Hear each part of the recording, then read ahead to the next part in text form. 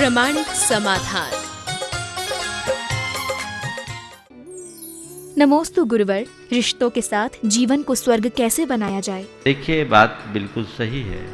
रिश्तों का संबंध भावों से है, दूरियों से नहीं। अगर हमारी भावों की निकटता है तो दूर रह करके भी हम पास हैं, और भावों से दूरी है तो हम पास रह करके भी दूर। हमारा भावनात्मक जुड़ाव अगर एक दूसरे के साथ जुड़ा हुआ है तो हमारे रिश्ते में मधुरता हमेशा बनी रहेगी। भावनात्मक जुड़ाव के अभाव में रिश्तों का माधुर्य कभी प्रकट नहीं होता। वस्तुतः रिश्ते का संबंध खून से कम आत्मीयता से ज़्यादा है। तो हमारे संबंध आत्मीय बनेंगे, आत्मीयता प्रगाढ़ होगी, रिश्ते स्वतः मधुर होने लगे।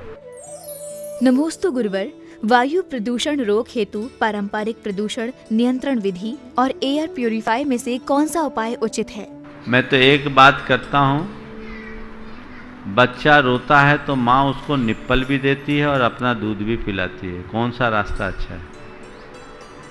निप्पल दे के कुछ देर के लिए बच्चे को चुप करने का, या दूध पिलाकर बच्चे को मजबूत करने का? कौन सा रास्ता अच्छा है? दूध पिलाकर मजबूत करना। तो बस मैं यही कहूँगा, बाजार से जो तुम एयर प्यूरीफायर लाते हो निप्पल लगाने जैसा है, पेट उससे भरने वाला नहीं है। पर प्रकृति की संरक्षा करके जो पूरे प्रकृति को शुद्ध करने की लिए व्यवस्था करते हो, वो माँ के दूध पीने जैसा है, जो हमारे जीवन को धन्य करेगा। नमोस्तु गुरुवर, सांसारिक अवस्था में धन और वैभव को ऐश्वर्य माना जाता है और मोक्ष मार्ग में त्याग और तपस्या को वैभव माना जाता है, तो दोनों में अंतर क्या है? शंका का समाधान करें। धन वैभव को कोई चुरा सकता, गुण वैभव को कोई चुरा नहीं सकता। धन वैभव से लोग ईर्ष्या करते हैं, गुण वैभव से कोई ईर्ष्या नहीं करते। दोनों में बहुत अंतर है। वो शाश्वत है, वो क्षणिक है। इसलिए हम शाश्वत की तरफ ध्यान रखें, क्षणिक में पागल ना हो। नमोस्तु गुरुवर, जैन धर्म के अनुसार अमृत नाम की कोई चीज होती है या नहीं? ये क्या चीज है? हमने अमृत को देखा भी नहीं है, जाना भी नहीं है। एक जवाब तो ये है। और दूसरा जवाब, हमने अमृत को देखा ही नहीं, जाना ही नहीं, उसको पिया है, अनुभव भी किया है और आज बांट भी रहे हैं। वाह, क्या ज्ञान अमृत! एक अमृत जिसकी शास्त्र ख्याति है, शास्त्रों में हमने पढ़ा है, सुना है कि अमृत कुछ होता है, उसको पीने वाला अमर बन जाता है, ऐसा कहा जाता है। पता नहीं, न मैंने देखा, शायद आपने भी नहीं देखा होगा, और मैं और आप क्या, दुनिया में किसी ने नहीं देखा होगा। इस सभा में बैठे तो कोई ने नहीं देखा, लेकिन हमने वर्षों से सुना है कि अमृत कुछ होता है।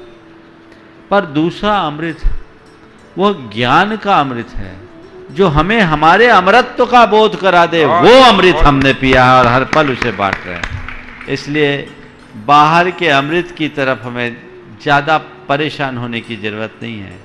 अपने भीतर के उस अमर तत्व को पहचानने की जरूरत है, उसे जानने की जरूरत है। एक बार जान लिया, अमर हो गए, समझ गए, तो हमने उस अमृत को पिया है, चखा है। हमारे गुरुदेव ने हमें वो अमृत पान कराया है और कहा है, जो आए दिल खोल करके बांटो, सबको पिलाओ। आज भी जो आता है उसे पिलाते हैं, जिसकी जिसकी इच्छा है, जी भर करके अमृत पियो। नमोस्तु गुरुवर, हम भारत को स्वच्छ रखना तो सीख गए, परंतु अपने ही मंदिर को स्वच्छ रखना नहीं सीखे। ऐसा क्यों? भारत को स्वच्छ रखना तो सीख गए, मंदिर को स्वच्छ रखना क्यों नहीं सीखे? मुझे तो लगता है अपनी सारी गंदगी लोग मंदिर में छोड़ने जाते हैं, इसलिए मंदिर गंदी कर देते। नहीं, हमें बिल्कुल ध्यान रखना चाहिए। एक संदेश है, मंदिर की स्वच्छता और पवित्रता का ध्यान आपको खुद रखना चाहिए। खासकर जब आप मंदिर में द्रव्य सामग्री चढ़ाते हैं और उसमें चावल बिखेरते हैं जो आपके पाँवों से रौंदे जाते हैं, इसका विचार और विवेक प्रत्येक व्यक्ति को होना चाहिए। बड़े इत्मीनान से द्रव्य चढ़ाना चाहिए, एक कण भी नीचे न गिरे, इसका ध्यान रखना चाहिए। और इसकी स्वच्छता का ध्यान रखना चाहिए, क्योंकि जहाँ स्वच्छता है वहीं रिद्धि सिद्धि है। गंदगी से रिद्धि सिद्धि समाप्त। नमोस्तु गुरुवर, मन इंद्रिय विषयों का दास है और उसके इशारों पर दौड़ता रहता है। हम ऐसा क्या करें कि अपनी इंद्रियों को रोक सके और जीवन सफल बना सके। इंद्रिय विषयों की लालसा को कम करने के लिए अपने मन को मोड़ने की जरूरत है। और मन को मोड़ने का दो उपाय है, एक ज्ञान है, एक वैराग्य है। ज्ञान से मन को समझाया जाता है और वैराग्य से आसक्ति को मिटाया जाता है। तो हम ज्ञान और वैराग्य का आश्रय लें, सदैव वस्तु के स्वरूप का चिंतन करें, अपने ज्ञान को पुष्ट करें, संसार, शरीर और भोगों की असारता को पहचानते हुए वैराग्य धारण करें। हमारा जीवन तभी सुखी हो। नमोस्तु गुरुवर। जीवित अवस्था में तो हम इत्र के द्वारा अपने को सुगंधित बना सकते हैं, परंतु ऐसा क्या करें कि मरणोपरांत भी राख में से सुगंध आए। उसका एक बहुत सुंदर इत्र है, वो है हमारा चरित्र है। चरित्र जिस मनुष्य के जीवन में चरित्र जुड़ जाता है, मरणोपरांत उसकी राख भी पवित्र हो जाती है और श्रद्धा से भरकर लोग उसे अपने माथे से लगा लेते हैं। बहुत सही बात की। पूरा जीवन इत्र लगाने के बाद भी मौत के बाद राख में सुगंध नहीं होती। आपने पूछा है कि हमारे जीवन में ऐसा कौन सा इत्र है जो हमारे राख में भी इत्र जैसी सुगंधी दे, तो एक ही इत्र है, वह है चरित्र। अपने चरित्र बल को मजबूत बनाओ, चरित्रवान बनो, संयमी बनो, साधु बनो। तो मर जाओगे तो भी तुम्हारी राख को लोग अपने माथे से लगा करके अभिभूत होंगे, उसकी वंदना करेंगे। मनुष्य की चरित्र की सुगंध इस दुनिया से चले जाने के बाद भी बनी रहती है। खुशियाँ। नमोस्तु गुरुवर। लोग कहते हैं आत्मा ही परमात्मा है, और वही लोग कहते हैं कि ईश्वर एक है। यदि ईश्वर एक है तो वे आत्मा में कैसे आ सकते हैं तथा आत्मा को परमात्मा कैसे बना सकते हैं? देखिए, बड़ा दार्शनिक सवाल है और विभिन्न दर्शनों में आत्मा के स्वरूप को लेकर अलग अलग अवधारणाएं। एक दर्शन ऐसा है जो एक ही सर्वव्यापी ईश्वर पर विश्वास करता है और ये मानता है कि हम सब एक ही ईश्वर की संतान हैं। जैन दर्शन कहता है नहीं, अप्पा सो परमप्पा, हर आत्मा की अपनी स्वतंत्र सत्ता है, सब अपने आप में परिपूर्ण है। आत्मा और परमात्मा में बस इतना ही अंतर है जितना कि धान और चावल में। धान में आवरण है, उसे बोने पर अंकुर फूटता है। चावल निरावरण है, वो उससे बोने पर अंकुरित नहीं होता। आत्मा में राग देश का आवरण चढ़ा है, वो जन्म मरण के अंकुर से जुड़ा है। परमात्मा उस राग देश के आवरण से रहित है, जन्म मरण के चक्र से मुक्त है।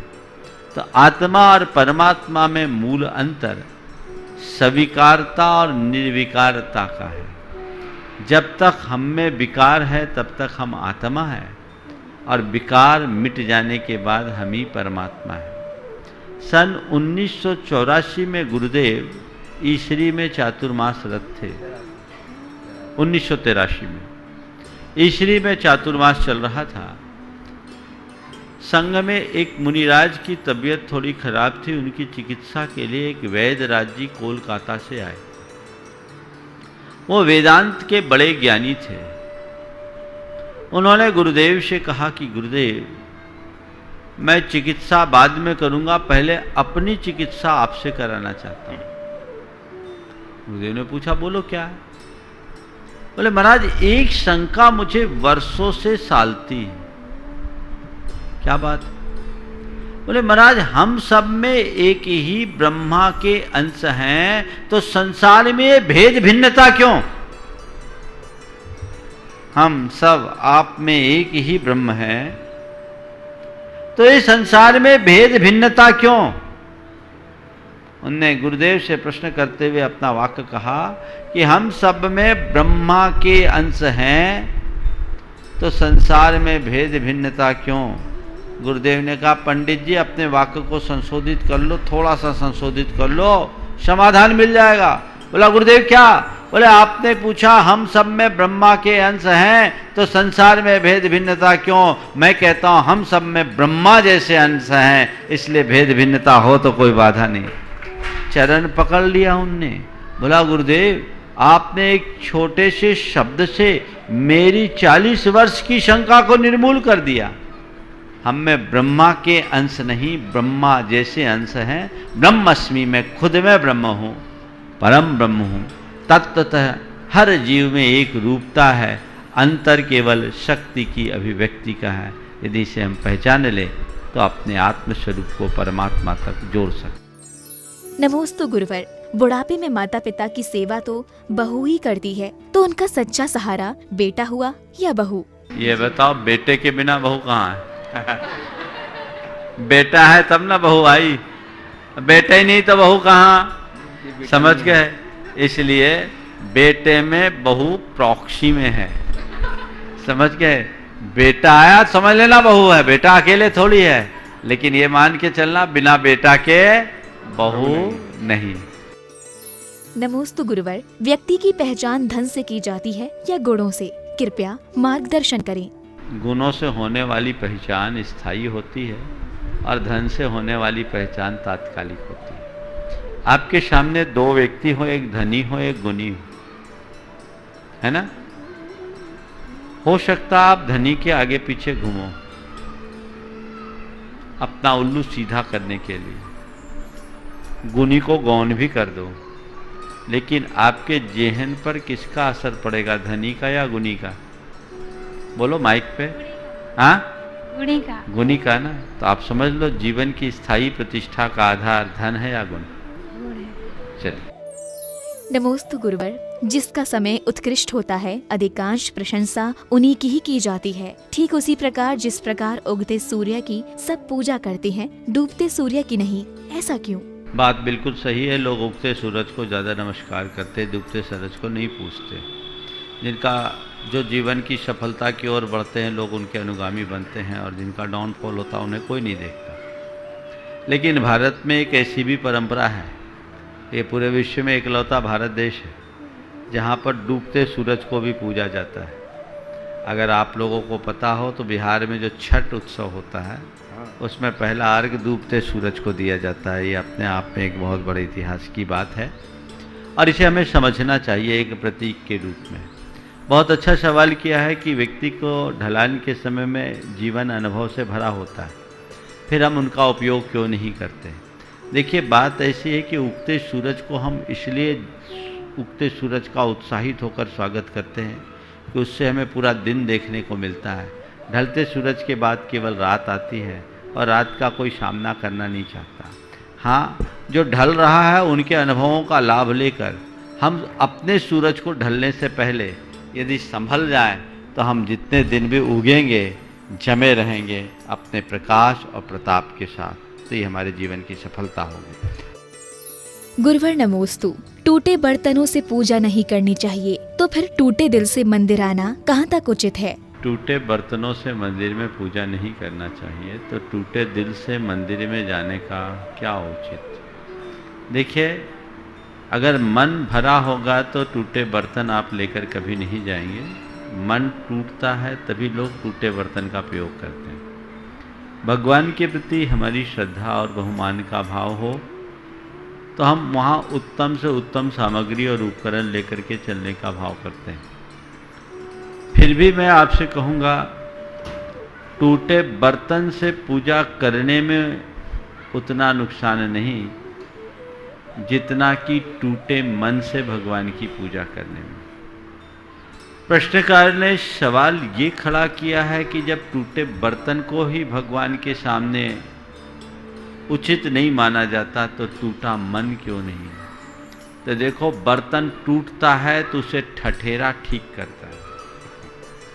टूटे हुए बर्तन को ठीक कराने के लिए ठठेरे के पास जाना पड़ता है, पर टूटे हुए मन को ठीक करने के लिए ठाकुर के पास जाना पड़ता है। ठाकुर के चरणों में जाएंगे, ठाकुर जी के चरणों में जाएंगे तो हमारा टूटा मन ठीक होगा। तो अपने मन को ठीक करने के लिए, अपने मन की सलामती को बनाए रखने के लिए मंदिर जाना है। मंदिर हमारे मन को ठीक करने का वर्कशॉप है।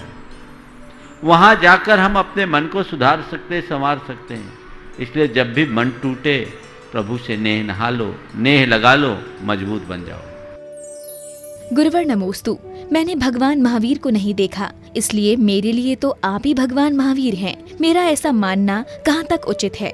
देखो बात सही है, भगवान को आपने भी नहीं देखा, हमने भी नहीं देखा, लेकिन जहाँ तक सवाल है कि हम जैसे साधु को महावीर मानना, मुझे तो अच्छा नहीं लगेगा।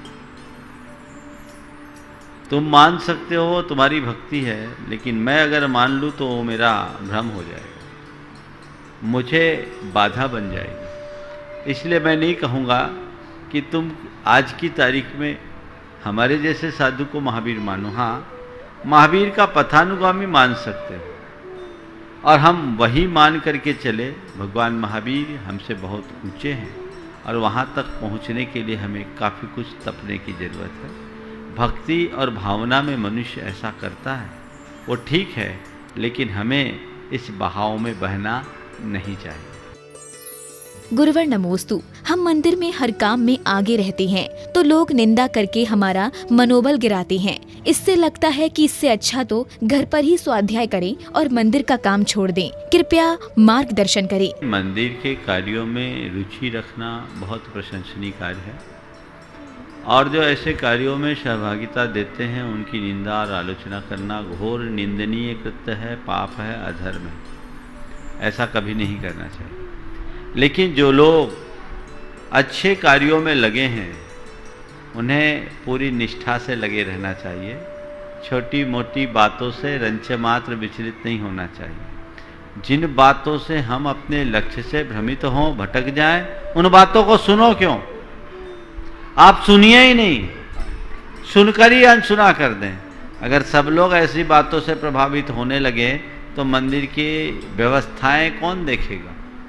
हमें उनकी कोई परवाह नहीं करनी चाहिए। हम अपने जीवन के लिए अपना धर्माचरण कर रहे हैं, वो हम ईमानदारी से करें, ये हमारी जवाबदेही है, और हमें उसी क्रम से अपना काम करना चाहिए। गुरुवर नमोस्तु। हम जिस कंपनी में काम करते हैं उसके मालिक पशु पालन कर उन्हें मांस भक्षण कराते हैं, तो मुझे उसका पाप तो नहीं लगता?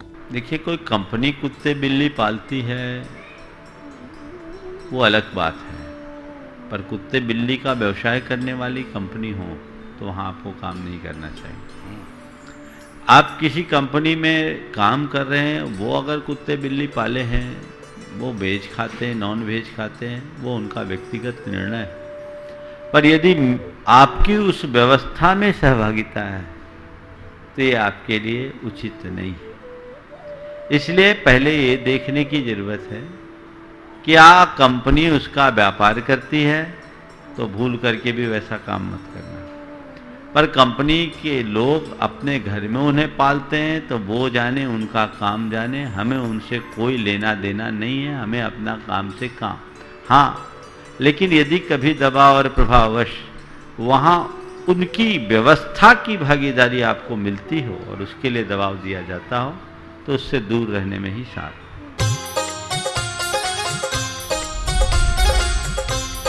प्रामाणिक समाधान।